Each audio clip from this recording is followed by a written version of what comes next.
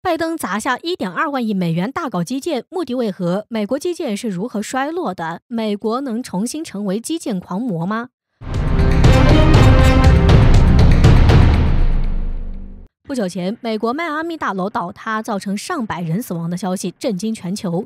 随即，美国总统拜登借势宣布，两党达成1万亿美元基建方案，再次给美国社会舆论投入一颗重磅炸弹。很显然，这次事故给拜登出师一个名号。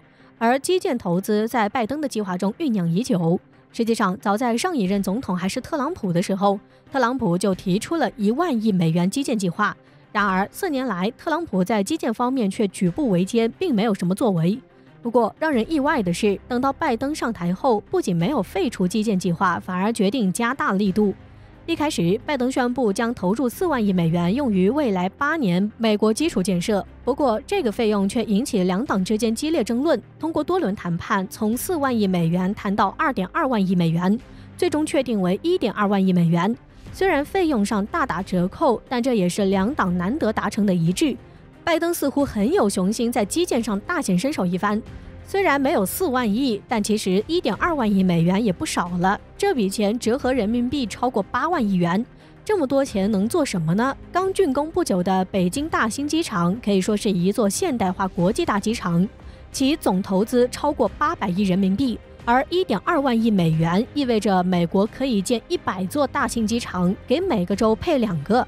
而美国上一次进行大规模基建运动，还是在2战后艾森豪威尔时期。首先要知道，拜登为何急于在基建上砸大钱，除了美国国内基建趋于老化确实有需求外，最大的动因无疑就是中国了。近年来，中国通过大规模基建创造了不少奇迹工程，并且得名基建狂魔。而且不仅在国内，中国基建也在国外大放异彩，从东非高原到亚马逊平原都能见到中国基建的身影。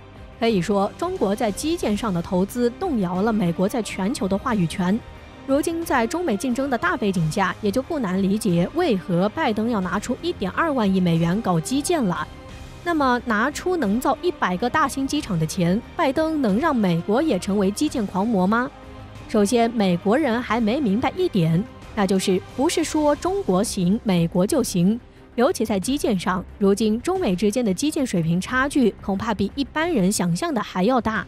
首先是设备上，美国拥有最多大型起重机的城市是西雅图，西雅图大约有60台建筑起重机，而此前中国光是建造深圳国际会展中心这一座建筑就调集了多达300台起重机。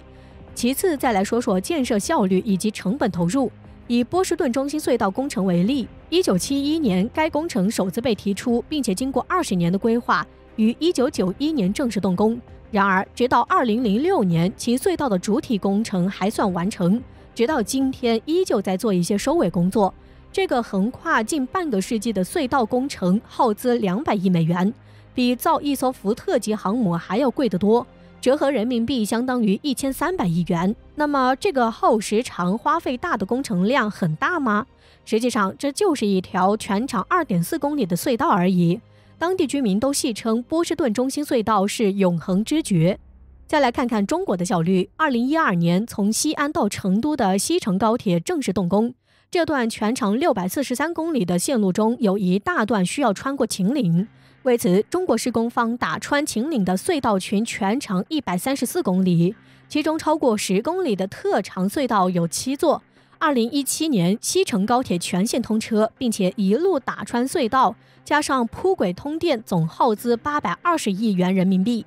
除了高成本与低效率、政策不连贯、难以集中规划土地等，都是造成美国基建拉胯的主要原因。但最重要的原因还是资本不支持。我们再拿铁路建设项目举例，可以说中国基建之所以那么出名，铁路占据头功。从世界海拔最高的青藏铁路，到最多的高铁里程，再到最近时速600公里磁悬浮列车问世，中国可以说完全成为铁路第一国。相应的，美国铁路大多还是半个世纪前的设施，高速铁路迟迟没有进展，磁悬浮之类的更是连影子都没有。不过，有一些人表示，美国之所以不发展轨道铁路，主要是因为航空业与汽车产业太发达，美国人远距离旅程可以坐飞机，近距离旅程开汽车。根本用不到轨道列车。实际上，美国联邦政府本身其实很重视轨道交通的发展，因为铁路首要的功能是货运，这一点空运与陆运难以与之对比。但美国政府关于铁路的政策却基本夭折。遥想过去，美国也是铁路第一国。1830年，美国建立了第一条铁路，很快横跨美国东西的铁路线在美国迅速成型，这使得美国至今保持着全球第一的铁路里程。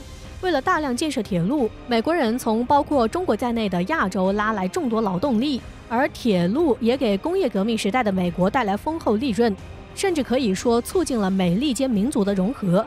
因此，美国人完全可以说是火车拉动起来的国家。然而，近年来美国铁路交通迅速衰落，尤其是面对以西欧与日本为首的国家发起轨道交通革命，包括高速铁路、磁悬浮铁路兴起，美国轨道交通却因为各种制约因素逐渐落后，过去的铁路线也逐渐老化，轨道事故频发。尽管美国政府一直在尝试建设新技术的轨道线路项目，但由于资本不支持，导致这些项目大多无疾而终。在美国投资者眼里，随着产业转型，传统能源比重降低，加上运输成本的上升，铁路的利润空间受到了压缩，并且铁路的投入不仅大，回本也是个长时间的过程。把美元投入股市，可能一个晚上资产就能翻倍。但是把美元投入铁路建设，可能10年也回不了本。美国的资本家会怎么做？相信答案很明了。也有人认为，当年美国搞罗斯福新政，因行政手段干预自由市场，一下子激活了美国经济。如今拜登不能重启罗斯福新政吗？实际上，这条路也被联邦政府给堵死了。1951年，美国宪法的第22条修正案正式生效。该修正案规定，任何人不得担任美国总统之职2届以上。这意味着美国总统法案的延续性成疑，一个总统的政策最多延续8年就会受到挑战，而基建被认为是100年大计。相比之下，没有长远的计划，只给8年时间，基本上啥也做不成。而且，美国2党候选人为了获得资金的支持，其政策也会偏向掌握资本的资本家。前面说到，像铁路交通建设，在美国资本家眼中本来就不受待见，因此政府即使出台了相关政策，也难以获得有效支持，同时被放弃也是轻而易举的事。